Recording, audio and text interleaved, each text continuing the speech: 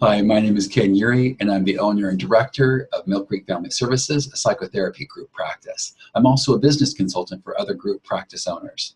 I wanted to tell you about my experience about going from being an employee at an agency to becoming self-employed at my own solo practice, and then going on to becoming an entrepreneur, employer at a successful and growing group practice.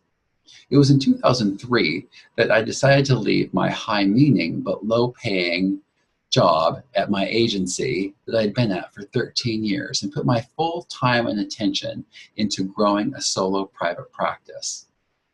My private practice grew to capacity very quickly, and I enjoyed that success for several years. And then I decided to experiment with the idea of bringing on some additional independent contractors to see clients in my office in the evenings and on the weekends when I wasn't there. It was in 2007 that I read an article by Joe Bavanese in the Psychotherapy Networker about the business of psychotherapy. And it was in this article that I was first introduced to the idea of what Joe called a group practice. I read and reread that article and underlined it several times. And as my subcontractors continued to see clients in my office, I started playing with the idea of potentially moving forward with doing something with this business model. So I pulled that article back out a couple years later, read it again, and found Joe's contact information at the end. I called him up and told him the idea I was contemplating. Well, Joe encouraged me to go for it. So it was in 2010, at the beginning of the year, that I took a huge leap for my practice. I leased 3 additional offices adjacent to my own, in effect, tripling my square footage and tripling my lease price, with the intention of bringing on more therapists and filling those spaces with clients. Well, it was a few months into doing that I realized I needed some help. So I took a class that was offered by Joe called Creating a Group Practice.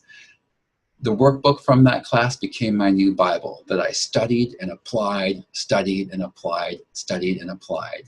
And it was in 2011, the top of the next year, that we were getting some traction, and I was continuing to see over 30 clients a week and do all the administrative tasks it takes to run a group practice. I thought I had to run the whole show. But my friends gave me some feedback at the time, and they said that I was the bottleneck for the growth of my practice.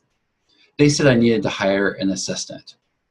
Well, I thought I needed to run the whole show, and I didn't even know that I could afford an assistant at the time. And I was uncomfortable with giving away some of those administrative tasks. But with their encouragement and Joe's encouragement as well, I hired my first administrative assistant, and this was a real turning point for the success of my practice. It was at that same time that I also became a founding member of a national group of group practice owners. It was so great to find other group practice owners, essentially a new tribe of people, all on the same path.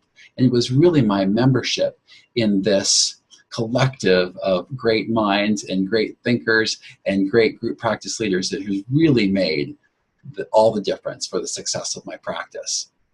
In 2012, I took another huge leap for my practice and expanded from 1,000 square feet that I had with those 4 offices to 3,000 square feet, adding additional offices for therapists and for administrative staff. It was in mid-2013 that I started to realize that I needed to pay more attention to the running of the group practice. So I decided to, at that time, retire from my 20-plus years of seeing clients, and in my own private practice seeing over 30 clients a week regularly, to actually putting my full time and attention into running the practice. I knew my practice needed me to provide that administration and that guidance, and I was thankful for the time to do it.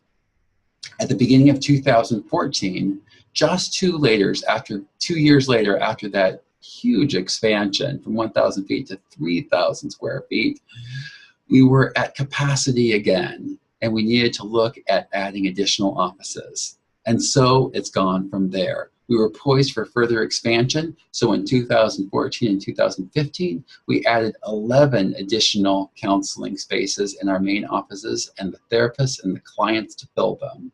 It was also just last year that we opened our first satellite office with one office there, and now we've expanded to 5 counseling offices at that satellite office. It was also mid last year that we decided to bring on an assistant director and practice manager, where we transitioned into more of a team leadership approach. We identified during that same time that we really needed to bump up our administrative support staff as well. So with that, we hired this amazing dream team of 7 administrative support staff. This year, we've added 4 additional offices at our main location. The therapists to fill those additional offices, all the therapists in my practice are seeing the number of clients they want to see each week, and we have a waiting list.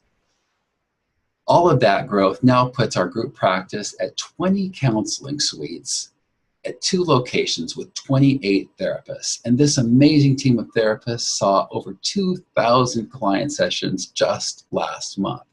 I'm proud of the impact that that's making in our community. At Mill Creek Family Services, our mission is to provide healing and hope for our community by providing high-quality mental health services that really acknowledge the inherent value, strengths, and resources of all the clients we serve.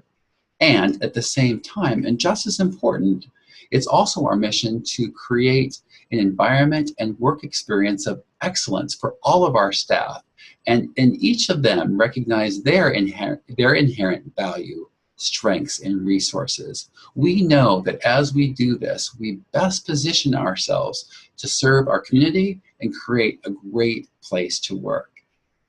Group practices need courageous leadership at the helm, and I am so thankful for the opportunity to provide whatever help that I can to those other group practice owners.